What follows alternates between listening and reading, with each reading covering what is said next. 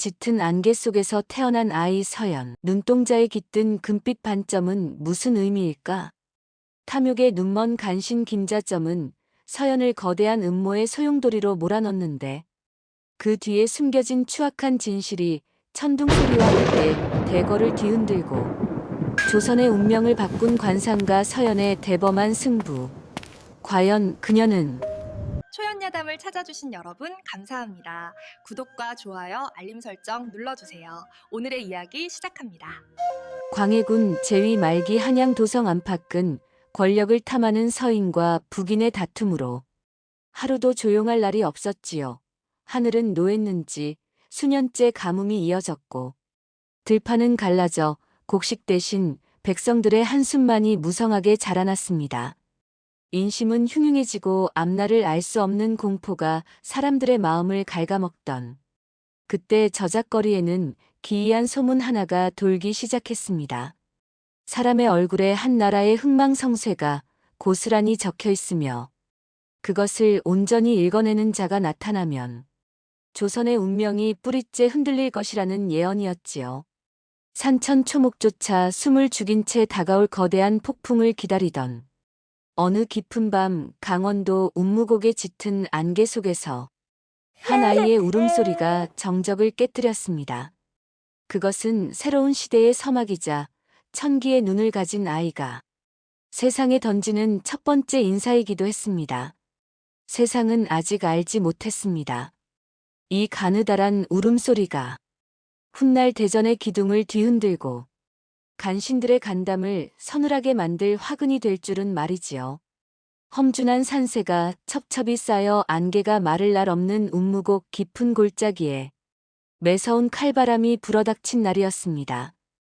약초꾼 최 노인은 그날따라 발길이 닿지 않던 험한 절벽 아래를 헤매다 기이한 광경을 목격했습니다.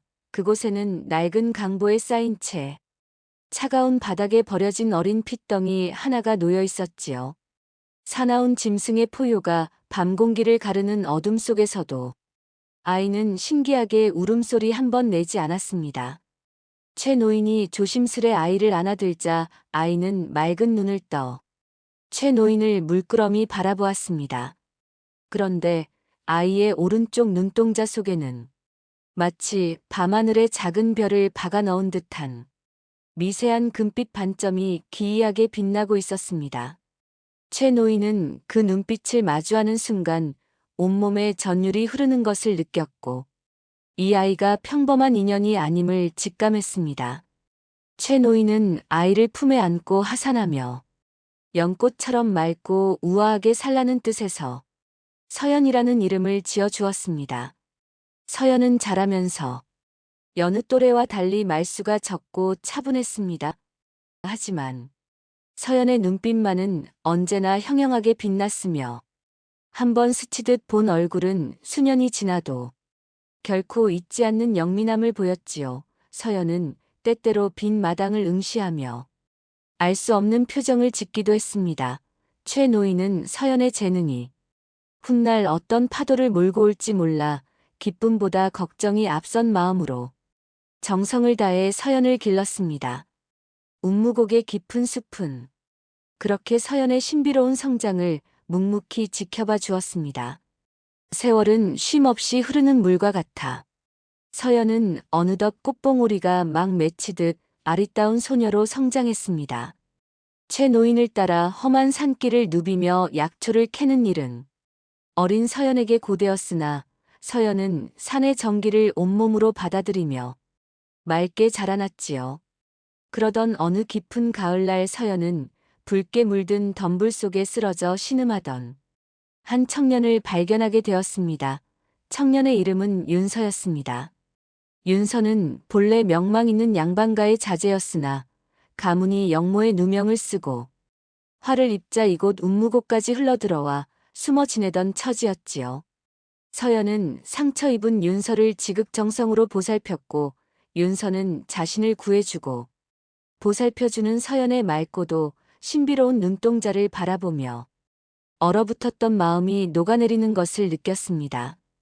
두 사람은 달빛이 은은하게 내려앉은 오두막 마루에 나란히 앉아 가끔 조용히 이야기를 나누기도 했습니다. 윤서는 서연에게 귀한 서책의 글귀를 읊어주며 바깥 세상의 지혜를 전해주었고, 서연은 윤서에게 산짐승의 울음소리가 뜻하는 계절의 변화를 알려주며 서로의 시린 외로움을 데워나갔지요. 하지만 서연과 윤서의 평온한 날들은 그리 오래가지 못할 기운이 감돌고 있었습니다. 한양 도성에서는 간신 김자점의 신복들이 천기를 읽는 기이한 재주를 지닌 이를 찾아 팔도를 뒤지고 있었고, 그들의 검은 그림자는 이미 운무곡의 초입까지 뻗어오고 있었기 때문입니다. 서연은 매일 아침 안개가 자욱한 숲을 지나며 최 노인을 따라 약초를 캐는 평범한 나날을 보냈습니다. 그러나 서연의 눈에는 남들이 결코 보지 못하는 기이한 흔적들이 보이기 시작했지요. 마을 사람들의 얼굴 위로 죽음의 그림자가 짙게 드리우거나 뜻밖의 횡재를 암시하는 찬란한 빛이 번지는 것을 목격하게 된 것입니다. 어느 날 서연은 이웃 마을에 사는 박서방의 얼굴에서 차마 눈을 뜨고 볼 수 없을 만큼 시커먼 기운을 발견했습니다. 서연은 저도 모르게 입술을 떼어나지막이 읊조렸습니다. 내일이면 저 집 대문을 통해 상여가 나갈 얼굴이로군요. 서연의 말은 서늘한 예언이 되어 다음 날 아침 거짓말처럼 현실로 나타나고 말았습니다. 갑작스러운 부고에 온 마을이 발칵 뒤집혔고 서연의 신통함은 순식간에 사람들 입에 오르내렸지요. 최 노인은 하얗게 질린 안색으로 서연의 눈을 두 손으로 가리며 아주 엄하게 경고했습니다. 서연아, 절대로 남의 앞날을 함부로 입 밖에 내서는 안 된다. 그것은 사람을 살리는 길이 아니라 내 명주를 재촉하는 독이 될 뿐이란다. 서연은 최 노인의 떨리는 목소리를 들으며 자신의 재능이 누군가에게는 공포가 될 수 있다는 사실을 처음으로 깨달았습니다. 장이 서는 날이면 서연은 최 노인이 캔 약초를 팔기 위해 아랫마을 주막을 찾곤 했습니다. 주막은 각지에서 모여든 사람들로 북적였고 서연은 그곳에서 수많은 운명의 실타래를 보았지요. 국밥을 나르던 주모의 얼굴을 본 순간 서연은 숨이 턱 막히는 기분을 느꼈습니다. 주모의 미간에 자식으로 인해 큰 화를 당할 흉한 살기가 뱀처럼 다리를 틀고 있었기 때문입니다. 서연은 참지 못하고 주모의 소매를 조심스럽게 붙잡으며 간절히 말했습니다. 주모님, 오늘은 외아드님을 가까이 하지 마십시오. 아이의 손에 날카로운 기운이 들려 있으니 부디 조심하셔야 하옵니다. 그러자 주모는 얼굴을 붉히며 서연의 손을 거칠게 뿌리쳤습니다. 이 무슨 망측한 소리냐? 하나뿐인 자식을 두고 그런 악담을 퍼붓다니. 내 인연 당장 여기서 나가지 못할까? 주막에 있던 사람들은 서연을 요사스러운 계집이라며 손가락질했고 서연은 억울함에 눈물을 훔치며 도망치듯 주막을 빠져나왔습니다. 그러나 해가 저물기도 전에 주모가 아들의 실수로 인해 큰 사고를 당했다는 소식이 온 고을에 삽시간에 퍼지고 말았지요. 서연의 예언이 무섭도록 정확히 들어맞자 마을 사람들은 이제 서연을 두려워하며 마녀라고 수군거리기 시작했습니다. 서연은 방 안에서 홀로 떨며 자신의 눈에 비치는 이 기이한 광경들을 원망했습니다. 남을 돕고자 내뱉은 진심이 도리어 자신을 향한 화살이 되어 돌아오자 서연은 이 재능이 하늘의 축복인지 아니면 평생 짊어져야 할 저주인지 알 수 없어 깊은 고뇌에 빠졌습니다. 서연의 예언이 무섭도록 정확히 들어맞자 고을의 민심은 걷잡을 수 없이 흉흉해졌습니다. 평소 서연의 신비로운 능력을 시기하던 무리들은 그녀를 요망한 술수로 사람들을 현혹하는 요물이라 몰아세웠지요. 사또는 민심을 수습한다는 명목으로 산속 오두막을 들이쳐 서연 대신 최 노인을 거칠게 잡아들였습니다. 서연을 산 아래로 유인해 내려는 비겁한 계책이었습니다. 산속 깊은 곳에 몸을 숨기고 있던 서연은 최 노인이 옥에 갇혀 모진 고초를 겪고 있다는 소식을 전해 들었습니다. 서연의 가슴은 천갈래 만갈래로 찢어지는 듯 했지요. 곁에서 서연을 지켜보던 윤서는 지금 내려가면 다시는 돌아오지 못할 수도 있다며 서연의 앞을 막아섰습니다. 하지만 서연은 자신을 위해 평생을 헌신한 아버지를 결코 외면할 수 없었습니다. 내 운명이 정령산 아래에 있다면 더는 피하지 않겠소. 서연은 단호한 어조로 말하며 윤서의 손을 놓았습니다. 서연은 떨리는 마음을 다잡고 홀로 산을 내려가 당당히 관아의 문을 두드렸습니다. 서연의 등장에 관아 마당은 찬물을 끼얹은 듯 정적이 감돌았고 위풍당당하게 의자에 앉아있던 사또는 서연을 향해 서슬 퍼런 호통을 내질렀습니다. 서연은 사또의 험악한 기세에도 아랑곳하지 않고 그의 얼굴을 빤히 응시했습니다. 사또는 서연의 형형한 눈빛에 잠시 당황했으나 이내 요망한 계집이라며 윽박질렀지요. 그 순간 서연은 사또의 미간에 서린 지저분한 그림자와 눈가에 맺힌 탐욕의 흔적을 포착했습니다. 서연은 사또에게만 들릴 만큼 나지막한 목소리로 그가 남모르게 저지른 부정부패와 밤마다 가위 눌리게 만드는 은밀한 비밀을 조용히 읊조렸습니다. 사또의 얼굴은 순식간에 흑빛으로 변하며 사정없이 떨리기 시작했습니다. 서연은 최 노인을 즉시 방면해 준다면 이 비밀을 영원히 무덤까지 가져가겠노라 대담한 거래를 제안했지요. 결국 사또는 서연의 기세에 눌려 최 노인을 풀어줄 수밖에 없었습니다. 하지만 최 노인을 구한 기쁨도 잠시, 서연의 비범한 재주에 대한 소문은 이미 담장을 넘어 한양 권력가들의 귀에까지 빠르게 흘러들어가고 있었습니다. 최 노인이 무사히 풀려난 후 운무곡에는 다시금 평화가 찾아오는 듯 했습니다. 하지만 서연의 비범한 재주에 대한 소문은 이미 보이지 않는 바람을 타고 멀리 한양 땅까지 번져가고 있었지요. 안개가 유난히도 짙게 깔려 앞분간이 어렵던 어느 날 아침, 정체불명의 노인 한 분이 지팡이로 땅을 짚으며 서연의 오두막을 찾아왔습니다. 노인은 눈이 멀어 앞을 보지 못하는 맹인이었으나 서연을 향해 고개를 돌리는 기세만큼은 천리 밖을 내다보는 이처럼 서슬 퍼런 위엄이 서려 있었습니다. 서연은 노인을 보자마자 가슴속에서 알 수 없는 소용돌이가 치는 것을 느꼈습니다. 노인은 허름한 도포 차림이었으나 그에게서는 고귀한 서책에서나 날 법한 묵향이 은은하게 풍겨 나왔지요.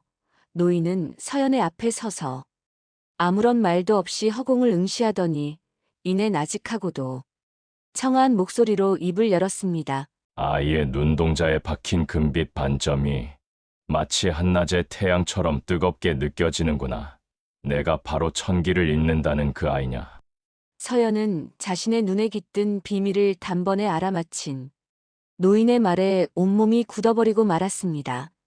노인은 과거 대궐에서 나라의 격을 살피고 왕실의 안녕을 점치던 관상감의 정구품 관리였습니다. 권력 다툼의 비정함에 환멸을 느끼고 스스로 눈을 멀게 하여 사냐로 숨어들었던 기인이었지요. 노인은 서연에게서 조선의 운명을 바꿀 거대한 그릇을 보았습니다. 그는 서연의 손을 잡으며 단순히 사람의 기륭하복을 맞추는 수준을 넘어 세상의 흐름인 천기를 읽는 법을 전수하기 시작했습니다. 서연아, 사람의 얼굴은 산천의 지형지물과 같아서 그 안에 강이 흐르고 산맥이 뻗어 있느니라. 하지만 진정으로 보아야 할 것은 그 지형을 움직이는 바람과 구름의 흐름이다. 노인은 서연에게 관상이란 고정된 운명이 아니라 마음의 밭을 어떻게 일구느냐에 따라 변하는 생생한 지도임을 깨우쳐 주었습니다. 서연은 노인의 가르침 아래 자신의 재능을 다스리고 다듬는 법을 배우며 진정한 관상가로 거듭나기 시작했습니다. 운무곡의 평화는 깨진 항아리처럼 산산조각이 났습니다. 김자점의 사주를 받은 관원들이 군화 소리를 요란하게 울리며 서연의 오두막을 들이쳤지요. 최 노인은 서연을 지키기 위해 필사적으로 앞을 가로막았으나 서슬 퍼런 칼날을 든 장정들을 당해낼 수는 없었습니다. 서연은 최 노인이 화를 입을까 두려워 스스로 앞으로 나서며 압송되는 길을 택했습니다. 어린 서연에게 한양으로 향하는 천리길은 모진 시련의 연속이었습니다. 거친 흙길의 집시는 금세 헤어졌고 차가운 밤바람은 호적삼 속으로 사정없이 파고들었지요. 관원들은 서연을 요물이라 경계하며 거칠게 몰아세웠고 서연의 몸은 하루가 다르게 수척해져 갔습니다. 하지만 서연은 그 고통 속에서도 자신을 감시하는 압송관들의 얼굴을 유심히 관찰하며 인간의 본성을 탐구했습니다. 특히 무뚝뚝한 표정의 박무관은 서연을 가장 엄하게 대하던 자였습니다. 서연은 그의 눈가에 맺힌 슬픔과 미간의 주름을 보며 그가 남모를 가정사로 가슴앓이를 하고 있음을 알아챘습니다. 서연은 쉬는 시간을 틈타 박무관에게 다가가 나지막이 속삭였습니다. 무관님의 마음속 불길이 노모의 병환 때문임을 알고 있습니다. 사흘 뒤 서쪽에서 오는 나그네를 잡으시면 귀한 약재를 얻어 시름을 덜게 될 것이니 부디 기운을 내십시오. 박무관은 자신의 비밀을 단번에 맞춘 서연의 해안에 큰 충격을 받았습니다. 그날 이후로 관원들의 태도는 눈에 띄게 부드러워졌고 서연은 따뜻한 물 한 잔과 쉴 수 있는 멍석을 얻을 수 있었습니다. 서연은 이 험난한 압송길을 통해 사람의 관상은 고정된 형틀이 아니라 심성에 따라 물처럼 흐르고 변한다는 진리를 깊이 가슴에 새겼습니다. 서연은 한양의 눅눅한 지하 옥방에 갇혀 차가운 바닥에 몸을 누였습니다. 창살 너머로 보이는 달빛조차 서연의 시린 마음을 달래주지 못했지요. 그때 서연의 짐을 수색하던 김자점의 신복들이 최 노인이 서연에게 비상용으로 건네주었던 낡은 보루 속에서 묵직한 물건 하나를 찾아냈습니다. 그것은 낡은 비단에 쌓인 녹슬었지만 기품이 서린 칼 한 자루였지요. 그 칼을 본 우두머리 관원의 얼굴이 순식간에 흑빛으로 변했습니다. 칼자루 끝에는 왕실 호위무사 중에서도 오직 세자의 곁을 지키는 정의 무사만이 가질 수 있는 은빛 문양이 새겨져 있었기 때문입니다. 서연은 관원들의 당혹스러운 대화를 엿들으며 큰 충격에 빠졌습니다. 평생을 허리가 굽은 약초꾼으로만 알고 지냈던 최 노인이 사실은 과거 광해군을 지근거리에서 보위하던 전설적인 호위무사였다는 사실을 말이지요. 서연은 이제야 모든 의문이 풀리는 기분이었습니다. 최 노인이 왜 그토록 서연의 재능을 숨기려 했는지, 왜 산속 깊은 곳에 은거하며 평생을 숨죽여 살았는지를 명확히 깨닫게 된 것입니다. 서연은 자신이 단순히 부모에게 버려진 가련한 아이가 아니라 피비린내 나는 권력 다툼 속에서 자신을 보호하기 위해 최 노인이 목숨을 걸고 빼돌린 귀한 생명이었음을 알게 되었습니다. 서연은 눈물을 닦아내며 주먹을 불끈 쥐었습니다. 최 노인이 자신을 지키기 위해 평생을 바쳤다면 이제는 서연이 이 재능을 사용하여 최 노인을 구하고 뒤틀린 운명을 바로잡아야 할 차례라고 생각했지요. 서연의 눈동자 속 금빛 반점은 어두운 옥방 안에서도 결연한 의지를 담은 채 더욱 형형하게 빛나기 시작했습니다. 한양의 밤은 운무곡의 밤보다 훨씬 차갑고 무거웠습니다. 서연은 김자점의 저택 한 구석, 감시가 삼엄한 별채에 갇혀 창살 사이로 조각난 달빛을 바라보며 깊은 한숨을 내쉬었지요. 산속에서는 풀벌레 소리가 자장가처럼 들렸으나 이곳에서는 멀리서 들려오는 술라군들의 발소리가 심장을 조여왔습니다. 그런데 정적이 감도는 별채 뒤뜰 담장 너머로 익숙한 기침 소리가 들려왔습니다. 서연은 설마 하는 마음에 창살 가까이 다가갔고 이내 나지막하게 자신을 부르는 목소리에 가슴이 두근거리기 시작했지요.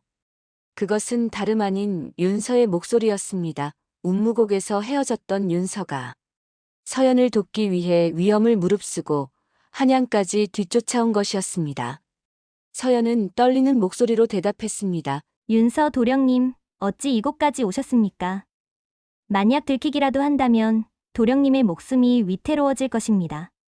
담장 너머에서 윤서는 서연의 걱정 어린 말에 안심시키려는 듯 부드럽지만 결연한 어조로 말했지요.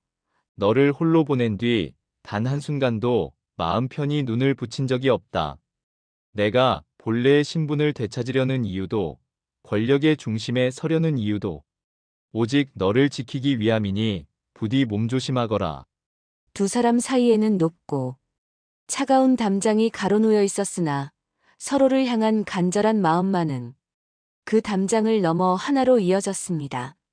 서연은 윤서의 안색을 직접 보지는 못했으나 그의 목소리에서 전해지는 따뜻한 온기에 눈시울이 붉어졌지요. 달빛은 두 사람의 애틋한 재회를 축복하듯 더욱 밝게 빛났고 밤바람은 서연의 짧은 흐느낌을 감추기 위해 조용히 나뭇잎을 흔들었습니다. 하지만 서연은 이내 두려움에 휩싸였습니다. 자신의 눈에 비친 윤서의 미래가 혹여 피비린내 나는 전쟁터가 되지는 않을지 걱정되었기 때문입니다. 서연은 윤서가 자신 때문에 위험한 정치적 소용돌이에 휘말리는 것을 원치 않았고 윤서를 지키기 위해서라도 그를 멀리해야만 한다는 가혹한 결심을 내리며 어둠 속에서 입술을 지그시 깨물었습니다.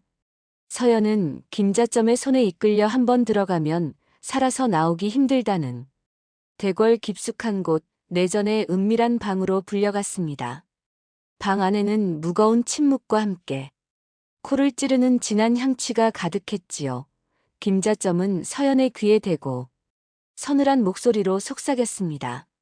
오늘 밤 너는 주상천하의 용안을 살펴야 한다. 천하의 기운을 다스릴 방도를 찾아내지 못한다면 옥에 갇힌 내 애비와 그 선비놈의 목숨은 내일 아침을 보지 못할 것이야. 서연의 심장은 터질 듯이 뛰었습니다. 일개 백성이 임금의 얼굴을 정면으로 우러러보는 것은 그 자체로 죽음을 면치 못할 대역죄이자 엄격한 금기였기 때문입니다. 서연은 얇은 주사 뒤에 앉아 숨을 죽였습니다.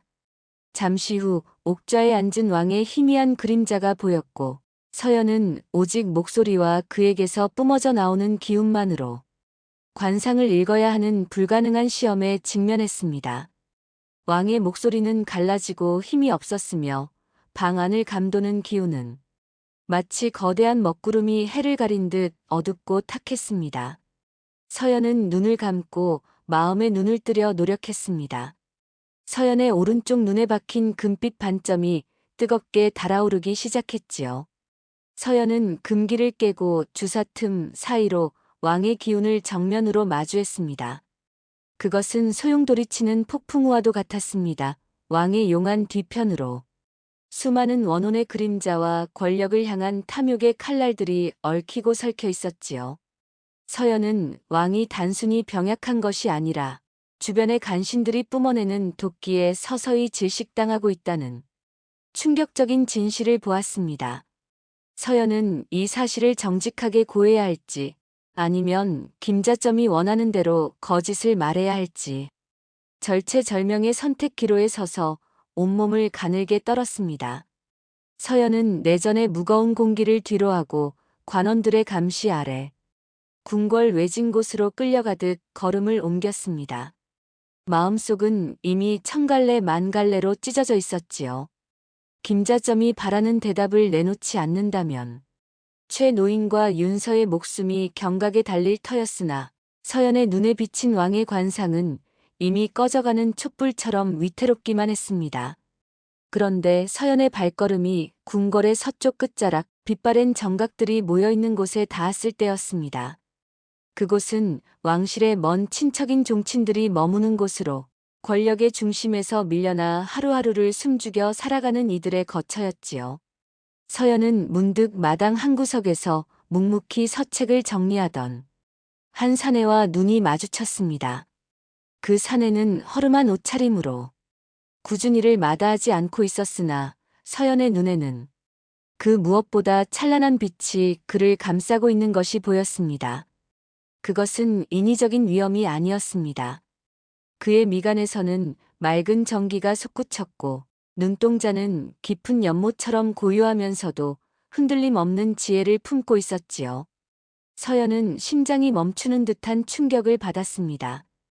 현재의 왕에게서는 절대로 볼 수 없었던 진정한 왕의 제목만이 가질 수 있는 서기가 그 사내의 얼굴에 완벽하게 새겨져 있었기 때문입니다. 서연은 그 자리에 얼어붙은 듯 멈춰 섰습니다.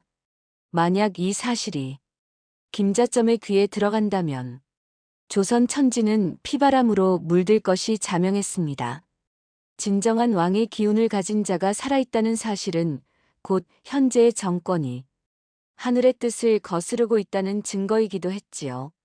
서연은 손끝이 떨려오는 것을 참으며 급히 고개를 숙였습니다. 자신의 눈에 비친 이 위험한 진실이 서연 본인뿐만 아니라 조선 전체의 운명을 송두리째 바꿀 폭발력을 가졌음을 직감했기 때문입니다. 그 사내는 서연의 당혹스러운 시선을 느꼈는지 가만히 미소 지으며 고개를 끄덕였습니다. 그 짧은 찰나의 마주침 속에서 서연은 백성을 향한 인애와 대쪽 같은 기계를 보았습니다. 서연은 이제야 깨달았습니다. 자신이 이곳 한양까지 끌려온 진짜 이유는 김자점의 놀이개가 되기 위함이 아니라 어둠 속에 갇힌 이 빛을 찾아내 세상 밖으로 끌어올리기 위함이라는 사실을 말이지요. 서연은 차가운 땀방울이 등줄기를 타고 흐르는 것을 느끼며 목숨을 건 거대한 도박을 시작해야 할 때가 왔음을 온몸으로 절감했습니다. 서연은 깊은 밤, 차가운 옥방의 창살 너머로 보이는 별빛을 보며 긴 생각에 잠겼습니다. 지금까지 서연은 자신의 눈이 그저 재앙을 불러오는 저주라고만 여겼지요. 사람의 죽음을 미리 보고 비극을 예견하는 일은 어린 서연의 가슴에 감당하기 힘든 짐이었으며 늘 도망치고 싶은 공포였습니다. 하지만 대궐 구석에서 마주친 그 종친의 맑은 눈빛은 서연의 생각을 근본적으로 바꾸어 놓았습니다. 관상이란 단순히 정해진 운명을 엿보는 창문이 아니라 앞으로 나아가야 할 길을 알려주는 지도임을 비로소 깨달은 것입니다. 지도 위에 험한 산이 있다면 돌아서 가면 되고 깊은 강이 있다면 다리를 놓으면 되는 법이었지요. 두려움에 떨며 눈을 가리던 어린 소녀는 이제 온데간데 없었습니다. 서연은 자신의 재능을 이용해 뒤틀린 조선의 판도를 다시 짤 설계자가 되기로 굳게 마음먹었지요. 김자점과 같은 간신들이 제멋대로 휘두르는 칼날 아래 백성들이 피눈물을 흘리게 내버려 두지 않겠다고 다짐했습니다. 나는 이제 죽음을 보는 아이가 아니라 사람들의 살기를 여는 아이가 되겠다. 서연은 어둠 속에서 나지막이 읊조렸습니다. 그 목소리에는 산을 움직일 듯한 단단한 의지가 실려 있었지요.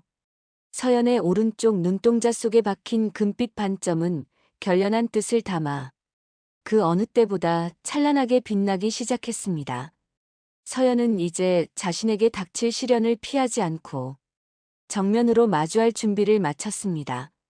그것이 비록 자신의 목숨을 담보로 하는 위험한 길일지라도 조선의 천기를 바로잡기 위해서라면 기꺼이 뛰어들기로 한 것이지요.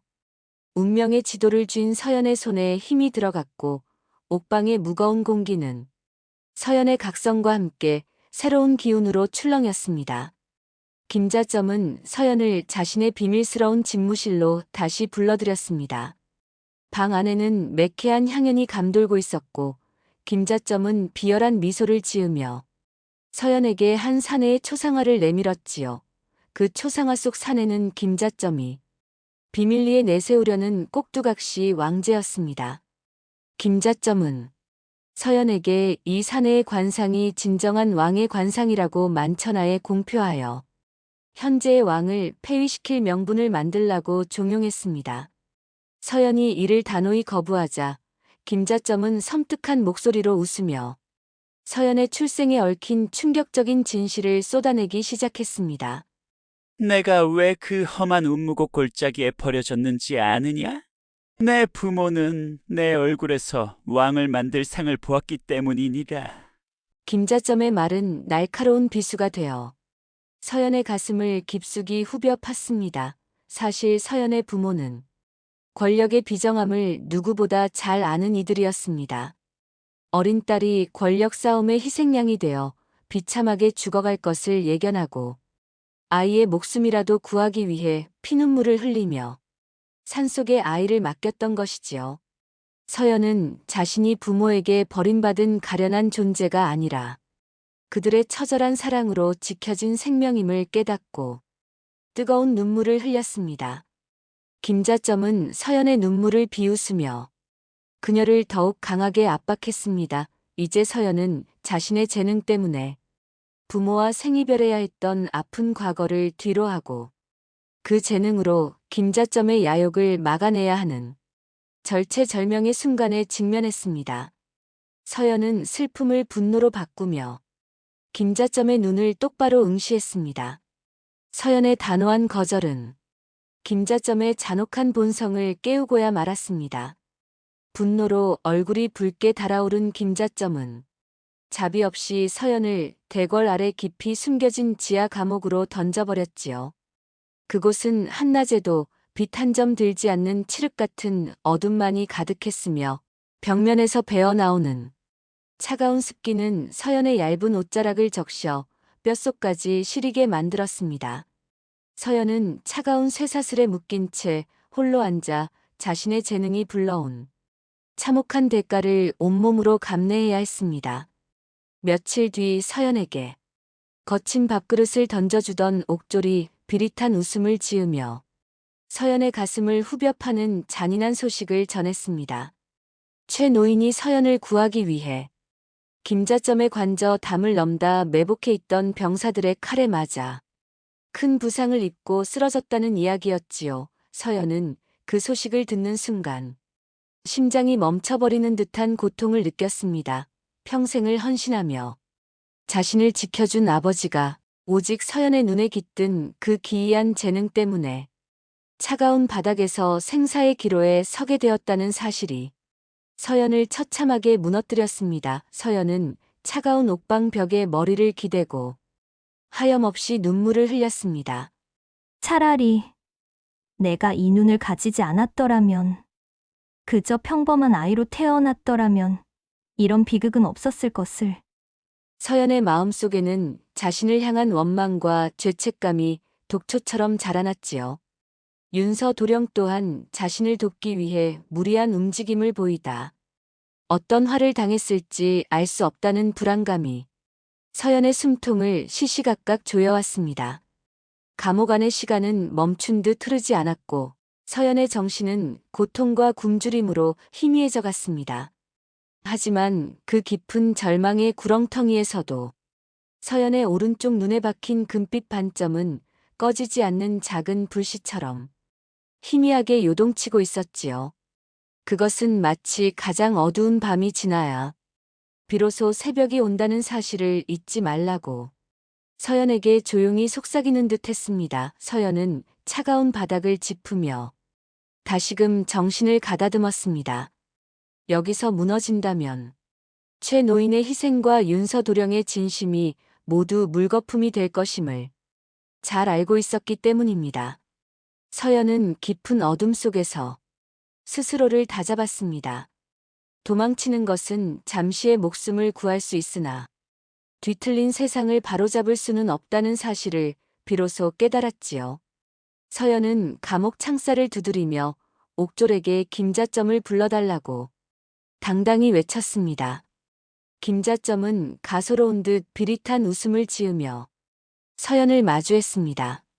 서연은 떨리는 목소리를 감추고 그의 눈을 똑바로 응시하며 말했습니다. 대감, 나의 눈을 걸고 마지막 단판을 제안하겠소. 나를 궁중 연회로 보내주시오. 서연은 모든 대신이 지켜보는 가운데 김자점이 내세운 가짜 왕제의 관상을 공표하겠다고 선언했습니다. 만약 자신의 예언이 틀리거나 김자점의 뜻에 어긋난다면 스스로 두 눈을 내어놓겠다는 처절한 결단이었지요. 김자점은 서연이 죽음의 공포 앞에 결국 굴복한 것이라 확신하며 그 제안을 수락했습니다. 서연은 연회장으로 향하는 길에 하늘을 우러러 보았습니다. 차가운 바람이 뺨을 스쳤으나 서연의 마음은 그 어느 때보다 뜨겁게 타오르고 있었지요.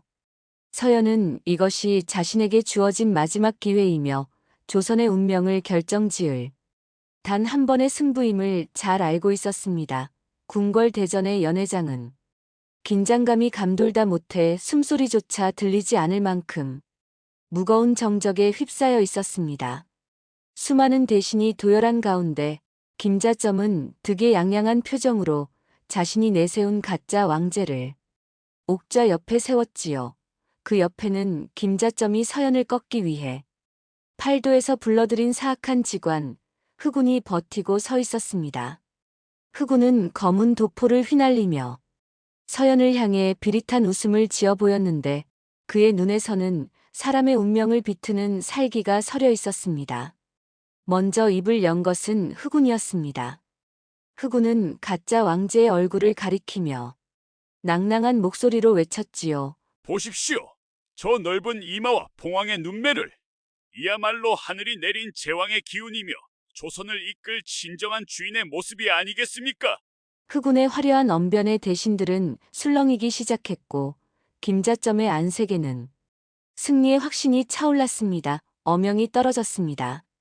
만약 서연의 말이 흑운과 다르거나 천기를 속인 것이 드러나면 그 즉시 서연의 두 눈을 뽑아 멀리 내쫓겠다는 가혹한 선언이었지요. 서연은 천천히 앞으로 걸어 나갔습니다. 서연의 낡은 비단 치맛자락이 대전 바닥을 스치는 소리가 유난히 크게 들렸습니다. 서연은 가짜 왕제와 김자점을 번갈아 응시했습니다. 서연의 오른쪽 눈에 박힌 금빛 반점이 마치 화로 속 숯불처럼 붉고 뜨겁게 달아오르기 시작했지요. 서연은 떨리는 숨을 몰아쉬며 가슴속에 담아두었던 진실을 토해내기 시작했습니다. 흑운 직원이 본 것은 껍데기일 뿐입니다. 저 사내의 얼굴 뒤에 숨겨진 것은 용의 기운이 아니라 주인을 물어뜯으려는 굶주린 늑대의 흉살이로군요. 서연의 일갈에 대전은 찬물을 끼얹은 듯 조용해졌습니다. 서연은 이어 김자점을 정면으로 손가락질하며 외쳤습니다. 또한 저 간신의 미간을 보십시오. 탐욕의 구렁이가 눈을 가리고 있고 코끝에는 이미 망국의 그림자가 드리워져 있습니다. 이야말로 하늘을 거역하는 역적의 상이 아니고 무엇이겠습니까? 김자점은 분노로 몸을 떨며 서연을 당장 처형하라고 소리쳤습니다. 하지만 바로 그 순간 맑았던 한낮의 하늘이 순식간에 암흑으로 뒤덮이더니 대궐 지붕이 무너질 듯한 거대한 천둥 소리가 울려 퍼졌습니다. 번쩍이는 번갯불이 대전 안을 훑고 지나갔고 그 찰나의 빛 속에서 대신들은 보았습니다. 김자점의 얼굴 위로 드리워진 검고 추악한 그림자가 마치 살아있는 괴물처럼 뒤틀리는 광경을 말이지요. 하늘의 노여움 앞에 대신들은 겁에 질려 엎드렸고 흑운 직관은 공포에 질려 뒷걸음질 치다 바닥에 나동그라졌습니다. 서연은 그 혼란 속에서도 흐트러짐 없는 자세로 김자점을 응시했습니다. 달빛이 가려진 대낮의 침벼락은 서연의 말이 거짓이 아님을 증명하는 하늘의 대답이었지요. 서연의 눈동자 속 금빛은 이제 대전 전체를 비출 만큼 찬란하게 빛났고 그 위험 앞에 누구도 감히 서연을 해치려 나서지 못했습니다.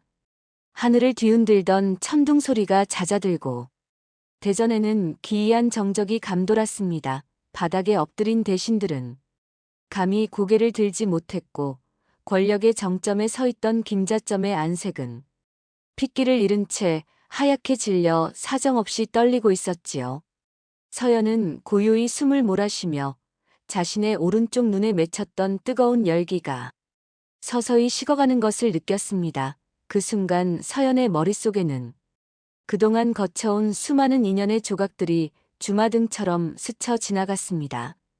사람들은 서연의 예언이 재앙을 부른다며 두려워했고 때로는 마녀라 부르며 돌을 던지기도 했지요.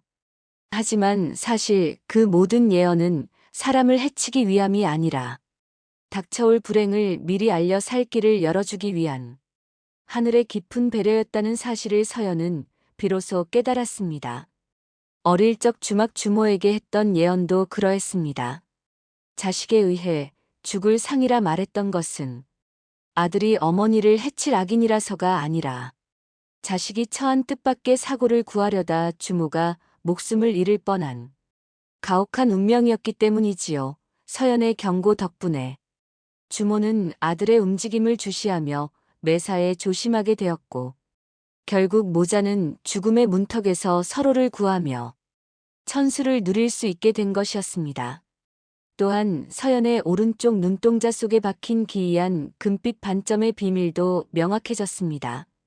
욕심 많은 자들은 그것이 만인을 호령할 황제가 될 상이라며 탐을 냈고 김자점은 그것을 이용해 나라를 제 손아귀에 넣으려 했지요.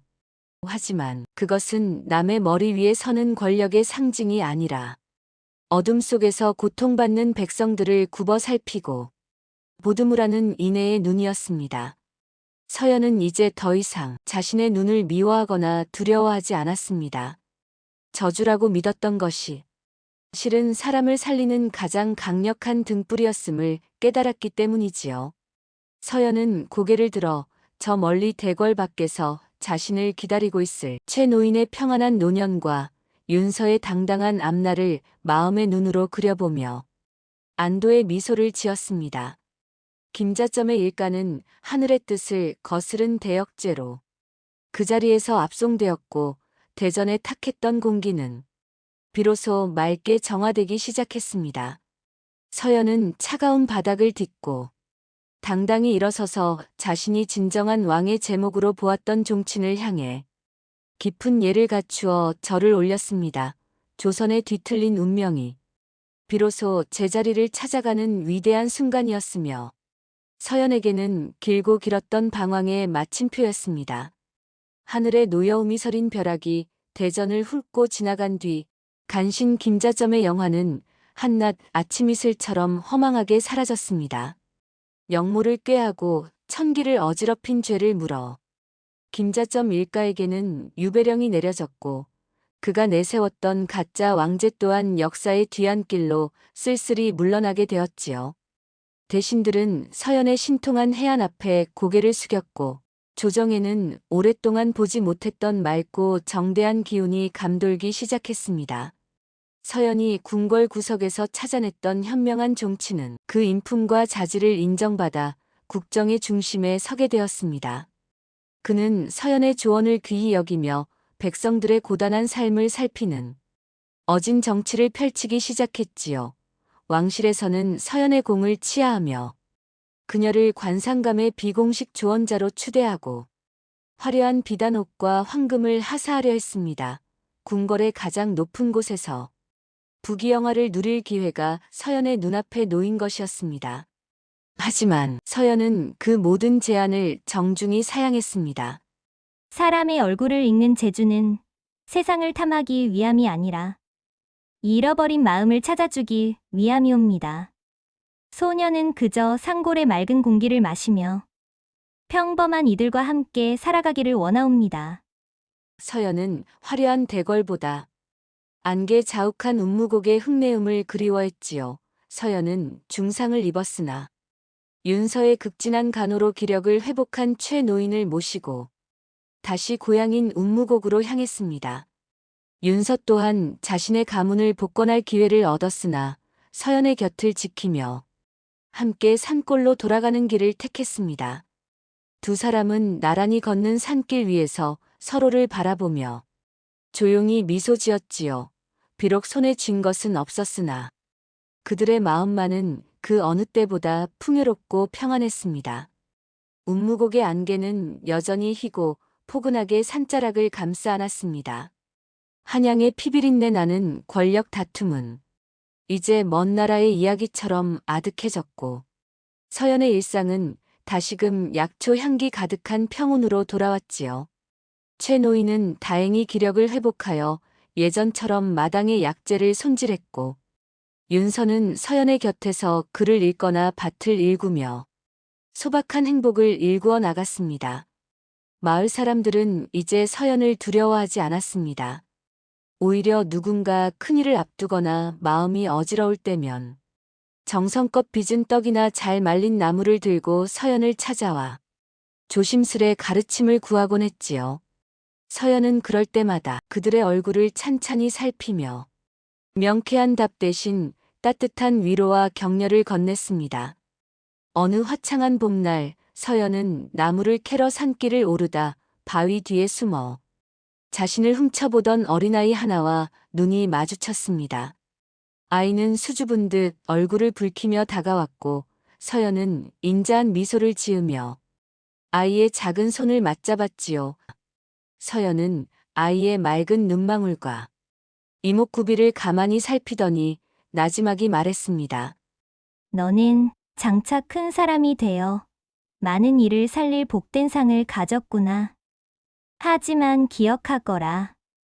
내 얼굴에 그려진 지도를 완성하는 것은 내 손에 든 붓이 아니라 내 가슴 속에 품은 따뜻한 마음이란다. 서연의 이 말은 훗날 이 아이가 세상을 이끄는 큰 제목으로 성장하는 데 밑거름이 되었고 서연의 이야기는 저작거리의 야담으로 전해지며 사람들의 가슴에 깊은 울림을 남겼습니다.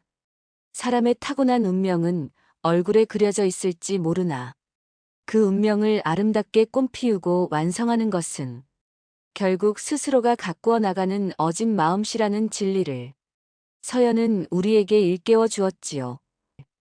고난 속에서도 굴하지 않고 천기의 눈을 인애의 눈으로 승화시킨 서연의 삶은 오늘날을 살아가는 우리에게도 귀중한 교훈을 전해줍니다. 마음이 밝으면 얼굴도 빛나고 얼굴이 빛나면 운명 또한 스스로 길을 열어주는 법이지요. 서연이 보았던 찬란한 금빛 서기가 여러분의 앞날에도 가득하기를 진심으로 기원하겠습니다. 오늘의 이야기가 당신의 마음에 작은 울림을 드렸다면 댓글로 여러분의 의견을 남겨주세요. 앞으로도 따뜻하고 행복한 이야기들로 찾아뵐 수 있도록 구독과 좋아요, 알림 설정 꼭 부탁드립니다. 그럼 오늘이 당신의 인생 최고의 하루가 되시길 응원하겠습니다. 감사합니다.